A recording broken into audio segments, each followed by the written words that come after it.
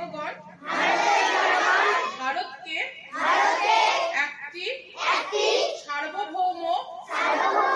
সমাজতান্ত্রিক ধর্মনিরপেক্ষ গণতান্ত্রিক সাধারণতন্ত্র রূপে গড়িয়া তুলিতে এবং উহার সকল নাগরিক যাহাতে সামাজিক অর্থনীতি এবং রাজনীতি ন্যায় বিচার চিন্তার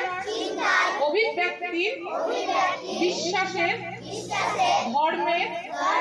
ও উপাসনার স্বাধীনতা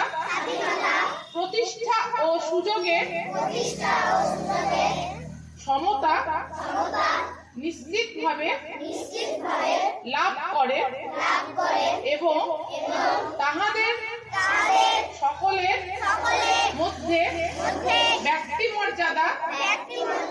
ও জাতীয় ঐক্য ও সংহতির আশ্বাস ও ভাতৃভাব বর্ধিত হয়। তজ্জন্য সত্যনিষ্ঠার সহিত সংকল্প করিয়া আমাদের সংবিধান সভায় 26শে নভেম্বর 1949 তারিখে এতদ দ্বারা এই সংবিধান গ্রহণ করিতেছি, বিধিবদ্ধ করিতেছি এবং আমাদিগকে